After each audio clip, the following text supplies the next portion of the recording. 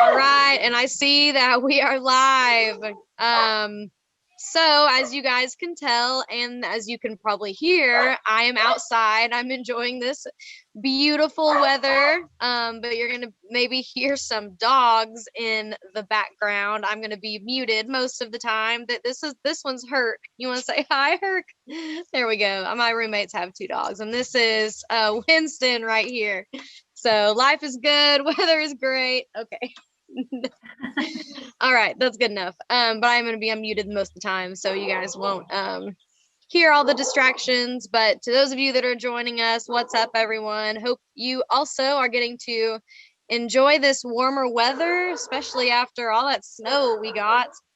Super weird that just a few weeks ago, there was like 2 feet of snow on the ground. Kind of weird. So, but yeah.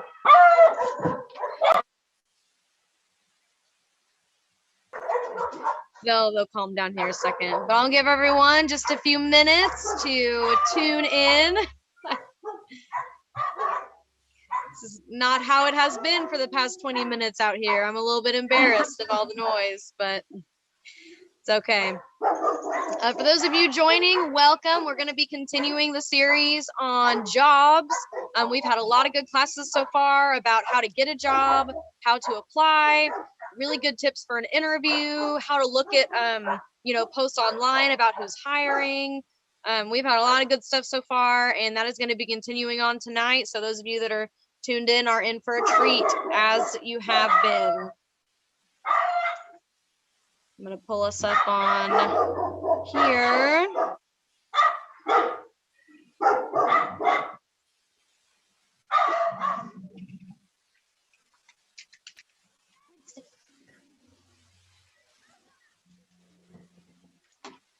All right, and I'm going to share the Zoom link on YouTube so that if anyone tuning in wants to join us on the Zoom call, they will have the option to do that.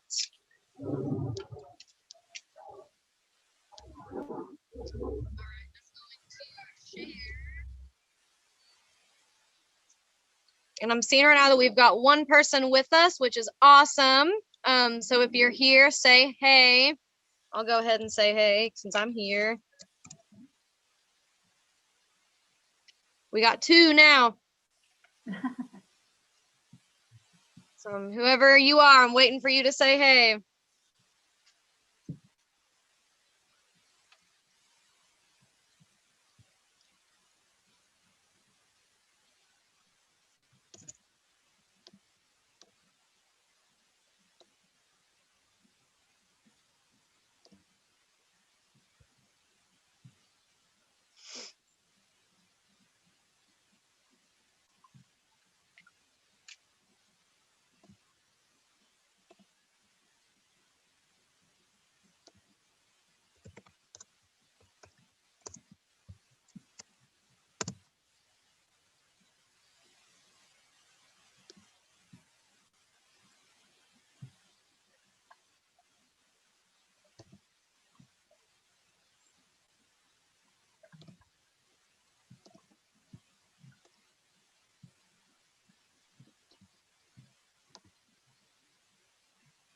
All righty, Lindsay. If you are ready to go, I can go ahead and kick us off. Yeah, let's do it. Awesome.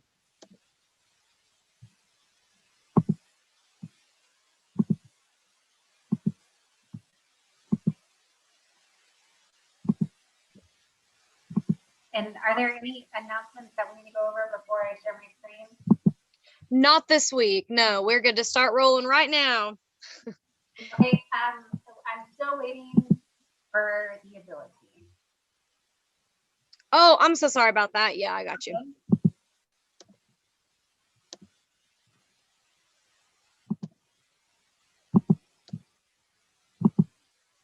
All right, sorry about that. There you go. You should have it now. Okay, thank you. Awesome. Okay, so if you guys remember, we are continuing on with our professional series, and this week we're talking about communication. We're actually going to break this up into different types of communication. So we're going to start out with email. And the reason why we start off with email is because this is going to be usually the first point of contact that you have with someone, whether you're applying for a job or if you're working in an office, you're talking to a new customer or coworker. So usually email is your first point of contact with someone. And then next week, we'll talk about a phone call, maybe some texting, and then also just some tips for interpersonal communication, like if you're in a meeting. So again, starting off with the different types of workplace communication, the key here is to understand which means of communication to use in each situation. And you might be surprised to learn that you can't use email for everything. And so we're going to go over some do's and don'ts. There's times when you don't want to do a phone call. And there are times when it's perfectly fine to text, even if you're getting hired. If they text first, especially, then it's usually okay to text back, or with your coworkers or even clients or customers. And then we'll talk about when it probably is best to go ahead and have a face-to-face. But again, everything tonight, we're going to focus on email. We didn't want to just bombard you with a bunch of information. So email specifically is great for mass communication. That's number one, when you need to tell a lot of people the same information, right? It's very efficient to do that. You don't want to call each person. Or for sharing facts. So email is just basically, it's very direct and it's all about the facts. So you're sending information from one person to another. So use email, especially if you're communicating across time zones. You know, you might be in a situation where in Central, you might need to talk to someone whose HR is on the East or West Coast. So you'll have to keep in mind that just because it's 8 o'clock our time, it might not be 8 o'clock their time or 5 o'clock our time, but you know, so just be mindful of that. And then also it's good for communicating during non-business hours. So maybe you need to get a hold of someone before or after business hours, or maybe even the weekend in some cases. Email is also good if you try calling someone, you know, and you're not able to get through to them. Maybe just sending up a follow-up email, hey, I'm trying to get in touch about X, Y, or Z, and just let them know. And it's like another good way just to make sure that you are in front of them. Also, if the subject matter is not time sensitive, it's not urgent, and you don't need a response right away, email is totally fine because it usually takes people 1 to 2 days to get back with you, especially in the business world. It's not a big deal if someone maybe even takes up to a week. Hopefully it doesn't, but you know, a day or two. So if you need a response sooner than that, like you need it within an hour or immediately, email's probably not going to be a good fit. Or sometimes a record of the communication or the correspondence is necessary. If it's a sensitive issue, or if you're taking meeting notes, or you want to show that you've applied for a job, if you need a record of that conversation, obviously email is really good. If you happen to find yourself having a phone call with someone, and you're like, oh, I really wish this would have been an email so we could have captured what we talked about, go ahead and follow up to that phone call and just say, hey, Casey, today, earlier on the phone today, we talked about this, just wanted to do a quick recap just to make sure we're on the same page, and that way you can still document that conversation. Also, obviously good for sharing files, so maybe a spreadsheet or your resume, you know, any type of document that you want to share. Email is obviously the right choice for that. And then obviously if you want to a large group of people, everyone gets the same information, you're communicating facts, email is the most appropriate. Okay, so email is not a project collaboration tool, and people like to use email as a project collaboration tool, and that's terrible. It's terrible because what that happens is you make a comment about something and then someone else chimes in, and then like 20 emails later, you're trying to dig through the information. That is miserable. That is miserable. So if you need to collaborate on something or get input on something, a phone call, like a conference call, that's more appropriate. Or if you need to cover like a complex topic, or if you're actually working on a project with someone, don't try to do that over email. Again, you'll find yourself getting very down and having to scroll through to get the information that you need.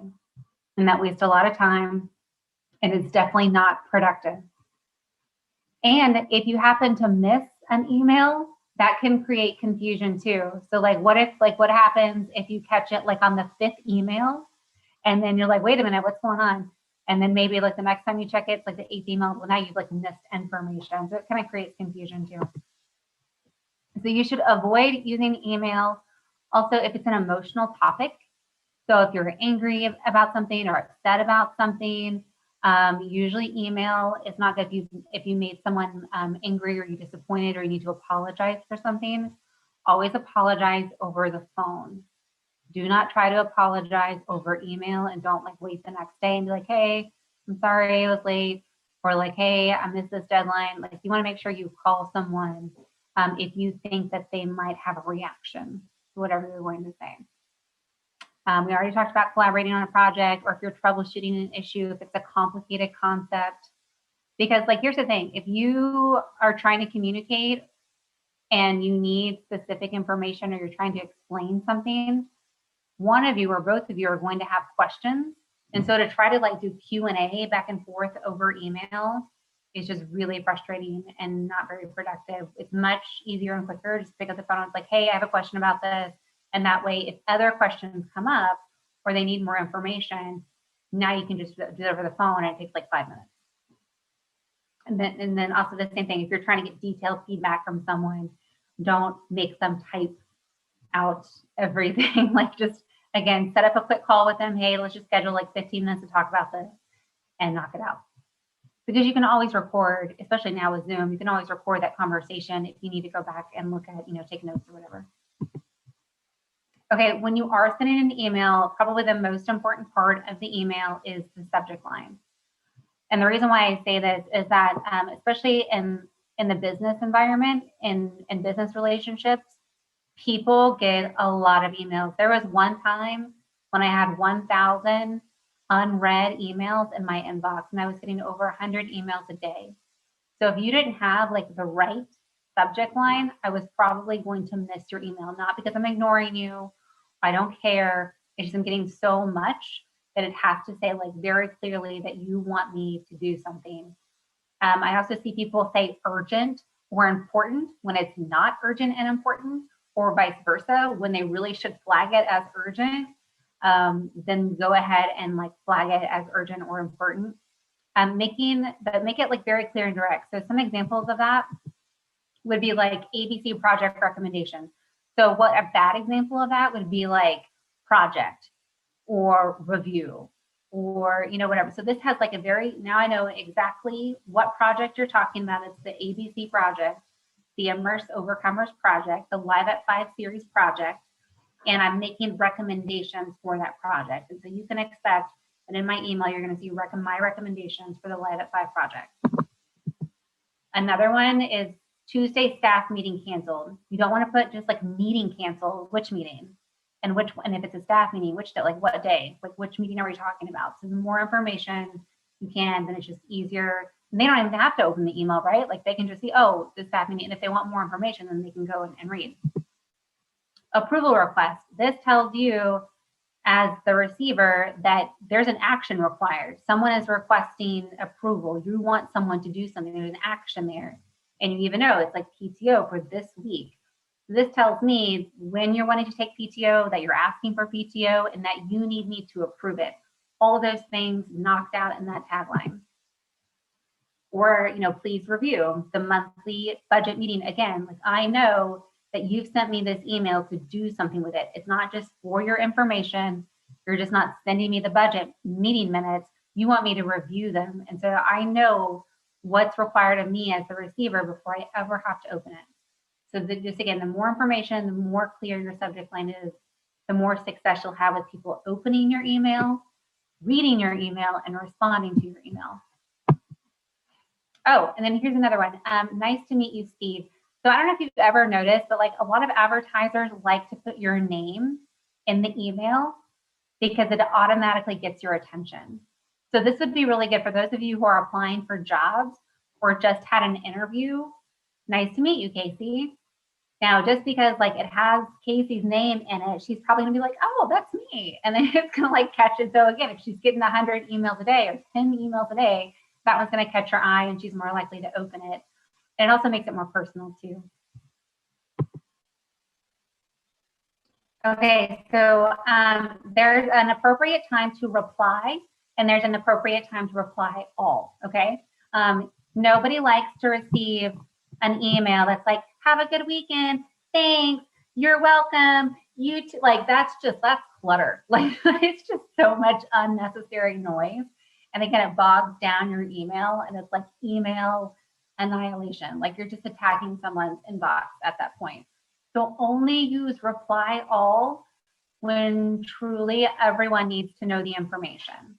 Okay, if you're just saying thank you or have a good weekend or received whatever, like, then just maybe just reply to that person that you're talking to, because again, people don't want to see like boom, boom, boom, all these different emails about stuff they don't need to know about. Also, if you're blind copied or BCC'd on an email, do not reply, okay? You were blind copied, like people, like you're there like in a covert operation. So it's really awkward and embarrassing if you were BCC'd on an email and then hit reply all. And then now they're like, wait a minute, like how'd you get on my email? Like, how did you know? Like, just so don't, if you're BCC'd, you can create a new email if you really need to talk about whatever's going on, or just talk to the person that BCC'd you and let them work it out. Okay, another thing is you could slip and hit the send button just a little early, or before you'd like, oh man, you like thought of something else. So I always say, even if you are replying to an email, delete the email addresses and then add them in at the back at the end when you're done. Because I've done this like more times than I care to admit, where I've responded to an email and I wasn't ready to send it. And then now I've got to, oops, me again, sorry, oops, I sent that too soon, or oops, I forgot the attachment. Like, and that's annoying. And I feel so bad for the people who've been on the other end of that. Okay, don't get carried away in your emails. Okay, so like the thing about emails, again, like no one enjoys reading an email. It's for remember, these are facts. We're communicating facts only. This is not storytelling. This is not like trying to coordinate on a project. These are facts. So don't make it too long. Cut out any unnecessary information. And if you find yourself really like it's getting to be like a long email, maybe that's gonna be like, you know what? We should have a call about this. Like, let's have a meeting so we can talk. And now you're not having to read a 20-page email. Also, like chill with the exclamation points. And I'm not talking about like, I know in text message, like totally fine. 2, 3, 30 exclamation points, have at it, whatever. If it's like a personal text message, go for it. In a professional setting, it looks like a little too, it's not a professional look. It's not a polished look to have 2 exclamation, like boom, boom, or 3 in a row, or even if you just have 1 exclamation point and then your first sentence has an exclamation point. Hi, Casey. I hope you had a good weekend. Exclamation point. It's great to hear from you. Exclamation point. I can't wait to talk to you later. Like, it's like, okay, like calm down. So if you're going to have an exclamation point, you can even say something nice, like great to hear from you, Casey. That can be a period. I probably would only keep 1 or 2 total exclamation points in your professional emails. Yeah, that's a good reminder for me. I try to keep it at like 2 per email. So I often will go back and read, and then I'm like, oh, I ended every sentence with an exclamation point. Let me change that. So I do that all the time. It's easy to do, especially when you're excited and happy. Okay, so the other thing about, again, we talked about like don't hit, like you're going to take away all the email addresses and then put them back at the end just so you don't like accidentally hit send or whatever. But also take a beat, like before you send it. Always, like don't just like finish the email.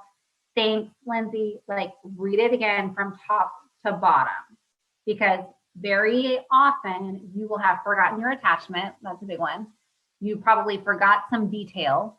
You probably have some like grammatical mistake. You may even have extra words in there or like a word missing in a sentence. Why it's always good to read it out loud because you're less likely to keep those mistakes in there if you actually read your email out loud. And then you can also get a gauge of like, okay, is this too long? Ooh, that sounded kind of like nasty. Or ooh, that sounded like a little crazy. Like you can like also kind of like reevaluate yourself and then go ahead and edit your text. So I always recommend just like taking a minute and reading your email from top to bottom. Okay. So you really want to get to the point of your email as soon as possible. Okay. Like you can still have those niceties like, hey, Casey, I hope you had a good weekend. The weather was really nice. I know that I enjoyed a little time outside. That's fine. Like you can go ahead and open with a nice greeting if that's appropriate. And maybe if you already know that person, like you can start to like establish that relationship. But really people, again, they've gotten a lot of emails. Okay, what do you want? I'm opening up your email. Because if you wait until like the second or third paragraph to get to the point, they're not going to get to, they're not going to read your email. So make sure you get to the point within those first 3 to 5 sentences. I'm emailing you because I have a question about this project. I'm emailing you to follow up on my job application. Like you can still do those nice things in the beginning, but like as soon as you can, I'm emailing you because, or, you know, I have a quick question for you or whatever it is. And then make it very, again, just like the subject line, make it super direct. You know, send me your availability, review the attachments and provide feedback. Please advise or approve, whatever it is. You know, can we discuss this specific policy Tuesday at 8? Never, ever, ever just ask someone if you can have a meeting on email. Always, always, always give them dates and time because people are more likely to respond to a date and time. If you ask someone, can we have a meeting? Now you put the burden on them to send you your, or they can be like, sure. And then now you're like, great, how's next week? And they're like, okay, I'm available Wednesday.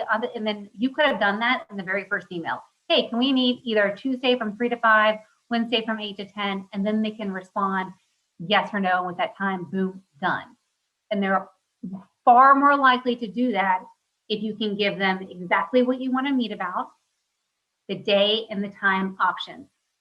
And even if you are totally wide open and free, don't ever say that you have completely open availability in your work. I know that's kind of counterintuitive, but you kind of want to be like, you want to show that you're busy, right? That you've got a life, you've got things going on. So if you are wide open all the time, you have totally open availability, that makes you look maybe desperate, like you don't have any work, like you don't have enough going on in your life. So you want to just make something up. Like if you know you're not a morning person, maybe you're like, I'm available Tuesday and Wednesday afternoon. That's fine. But don't be like, I'm totally open next week. All right. So when you're including attachments, sometimes it's okay to just attach it if it's like a long document, if it's your resume and a cover letter. Sometimes though, what I like to do, especially in meeting notes, is if it's like only a page or so, I might just go ahead and copy that information into the body of the email because a lot of people get annoyed or they will not open your attachment just because they don't want to do it. Like they're on their phone and they don't want it to download, or they can't read it on their phone, or they don't want to have to wait till they get to their computer and they forget. So if you can include at least the pertinent, important details in the body of your email, they don't necessarily have to go open the attachment. Obviously, if it's your cover letter and your resume, attach those. Okay, you can still include some details in your email. That's fine, a couple bullet points, whatever. But you know, consider maybe incorporating some of that information so they're not having to go dig for it. Another thing you can do, because emails, again, it's just words, right? We're just looking at blocks of text. So you can break it up. And don't be afraid of white space. Like that's easy on the eyes. It's easier to read and makes it seem less long. Like you can still take an 8-sentence paragraph, you break it up into 2 little paragraphs for whatever reason, that's less intimidating. And like people are more likely to read little blocks of text as opposed to like one big massive paragraph. Like you're like, whoa, that's a lot. Where you could just break it up. And it also pulls their eye to the important things. I also like to use bolding for like important information. So if I have like a bulleted list, I might bold that title, or I might bold some dates, especially if it's a deadline, or if it's my, hey, let's meet for coffee, Tuesday at 10, I might, Tuesday at 10. And that way, if they're looking at their, okay, let me go see if I'm available. Okay, what was that time again? And now their eye immediately goes to that. So you're just making it easier on them to get the information they need. Okay, so here's an example of a bad email. Meeting details. So following up after Thursday's meeting. With what? What meeting? And then, hello everyone. Here's some information. Here's some things we discussed. Another meeting is scheduled. So what we did is we said additional details from strategies in the strategy meeting. And then we've got some dates in there. We made it clear that there's some notes attached. The next meeting is on this day. So it's much more clear and detailed for those who are trying to get this information. And again, it's not that much more text, right? It's just like that. It's just that much more helpful. Like we're not adding like a lot of words here. It's just we're bolding some things, we're breaking it up, and we're adding a little bit of detail. All right, expense approval. So the subject line is ASHE conference. That doesn't really tell me what you want. And it's like, hey, I noticed some people are looking at hotels for this conference next year. I want to go. What do you think? Okay, well, Ben is like, I don't know. Like, what do you tell me about this conference? Okay, now we know that they're requesting approval to go to this conference before he ever opens up the email. And it's like, this is why I want to go to the conference. This is how much it is. These are the dates. I'm going to take care of, if you let me go, I'm going to take care of all my projects before I have to go. So he has all the information. The first email, it's like, okay, how much is it? When is it? And now we're starting to add more emails. I know this other email has more words and it's longer, but ultimately that first email is going to require at least 1 or 2 more emails to get the information when you could have just had it here. Okay, meeting request. Again, this is very short. Hey, I think you're awesome. I want to pick your brain. Like, what do you say? That's very vague. Like if I would be like, okay, why do you want to meet? I know you like me, but like, okay, well, I don't know if I want to meet this person. So again, this one has a little bit of information. You're not going to take much of their time. I just want like a 20-minute phone call. Okay. I don't want to take you out to dinner. I don't want to schedule like a 2-hour, block in your afternoon. I really like your work. This is why I specifically want to talk to you about this. Okay. 20 minutes. I'm available Thursday or Friday. Like, again, you've given them all the information and you've been really specific, and this person's more likely to get a response because of that. Okay. So that's it. Those are my examples. I'm going to give you guys these slides. I know I went through that pretty quickly, but you'll have these slides attached so you can go back and look and compare. And then, of course, if you guys have any questions, I want to hear those. You can drop them in the chat, or we can get back to them, later on if you want to email Casey or reach out to me directly.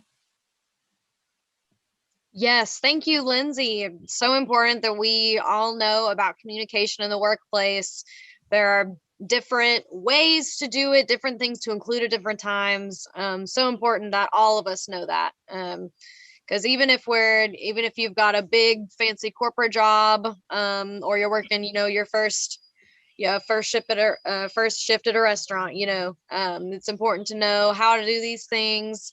Really good reminders for me as well.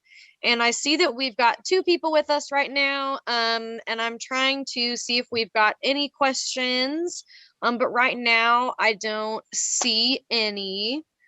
So yeah, we'll give everyone just a few seconds.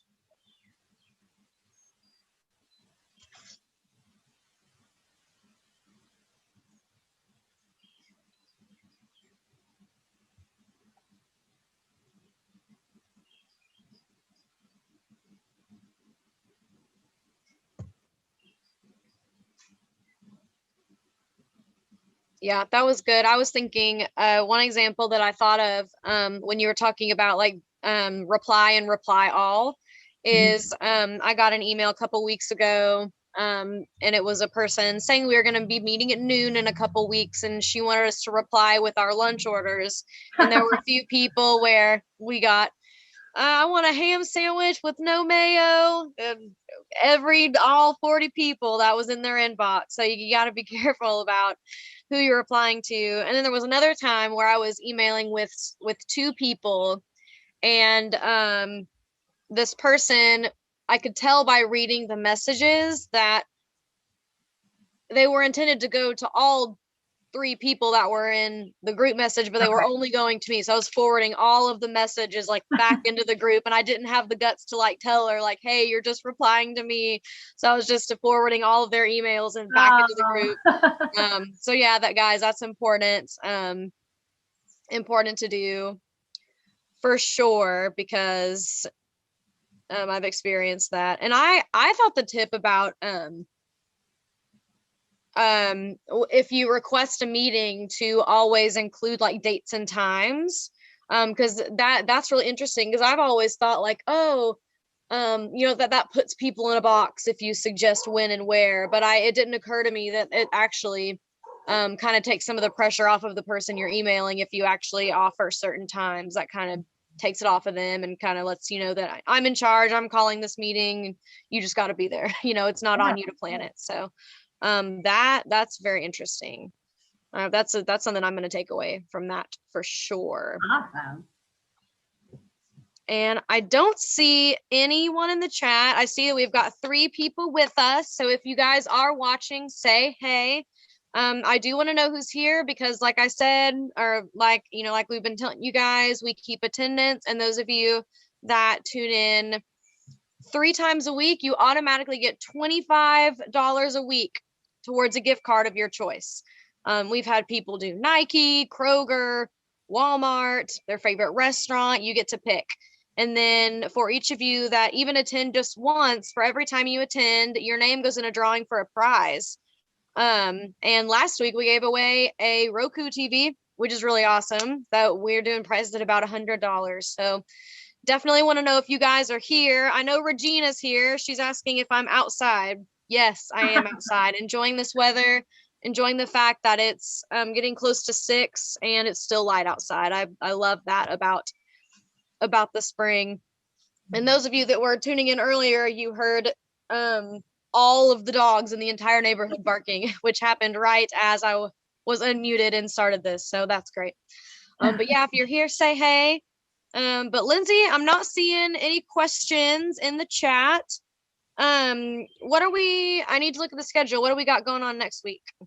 We'll do communication 2.0 next time. So we'll cover maybe like phone calls and texts, maybe some interpersonal communication. So we'll keep talking about, it was just way too much to cover tonight, all the communication. So we'll keep rolling with that next time.